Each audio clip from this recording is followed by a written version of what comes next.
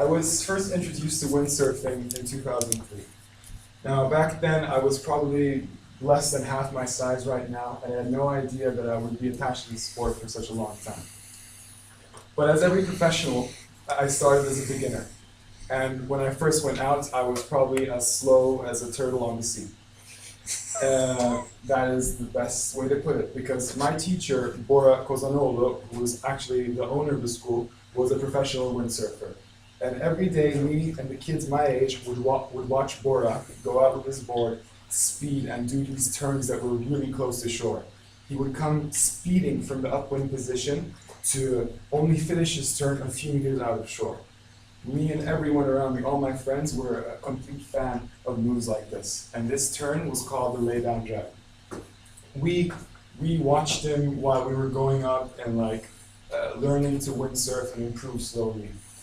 And the lay-down jibe was a move that we all fantasized about, because only windsurfers that had a lot of capabilities, that had a lot of experience and agility, could perform this move. The reason it was called lay-down was because when a windsurfer came into a turn for a lay-down jibe, his sail would go from being vertical to all the way parallel to the water like this.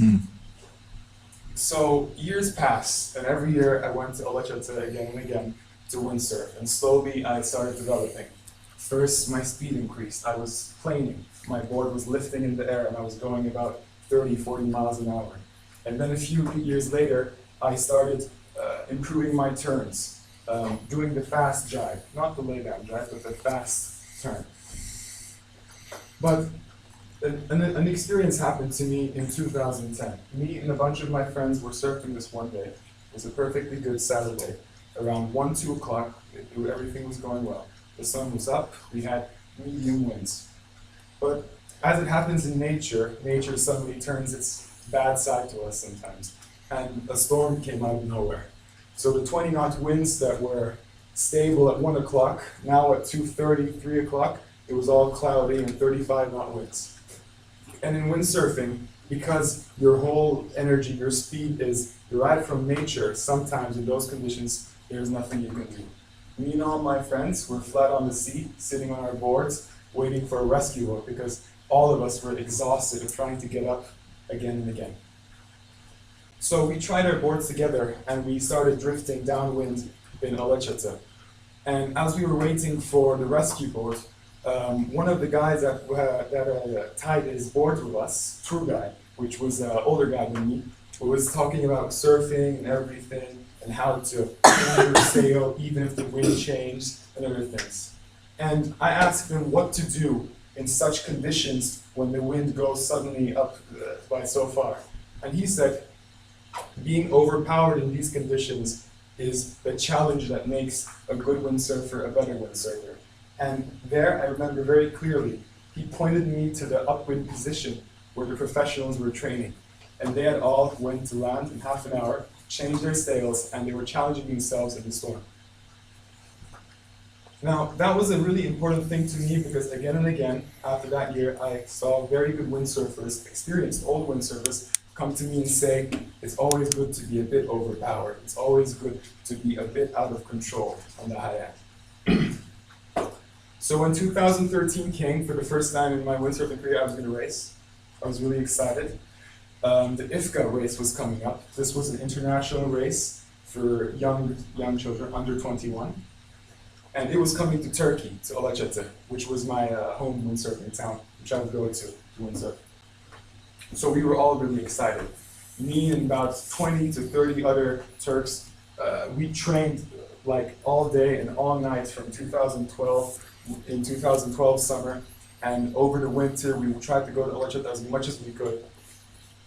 And it was really, really exciting for us, because there would be about 20 Turks in the race, and there would be 40 to 50 other competitors, mostly from Europe and France, and they were very good, very experienced.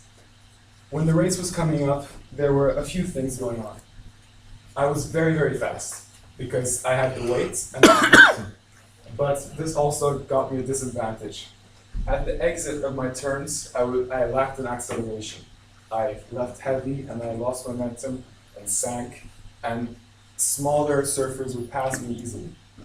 Plus, I had no racing experience from before. And just weeks before the race, something worse happened. The masts I were using in my sail, the company that produced the masts, announced that their masts were having problems and that they would break in heat and when left in sunlight. So they were not resistant to heat. And within sailing days, me and other illegal mast users started losing masts. So what would happen is, let me make this easier for you to imagine, they would go out sailing, they would put their equipment together, and in the middle of the water, while they were going calmly, their mast would snap open and break. It's a sudden thing because a windsurf mast is under a lot of stress. So when it breaks open, it was like a gunshot in the water, and they would smack in the water. So I went into this race, and basically it was very terrible. In the first 2 days, I lost 3 masts.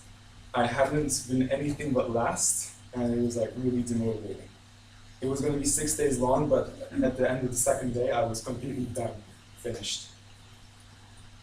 But that day, I went home, and I didn't even do the second half of the racing that day. It was a Tuesday, I remember.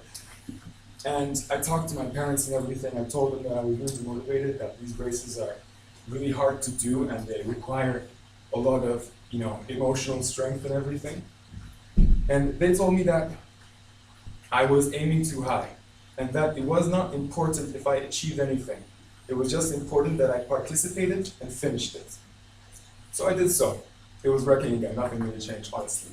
Like the next 5 days were the exact same torture as the first 2 days, and it was really a lot of failure. But 1 week later, after that race, I had come against this challenge, even though a certain failure, and I was performing the lay-down jibe.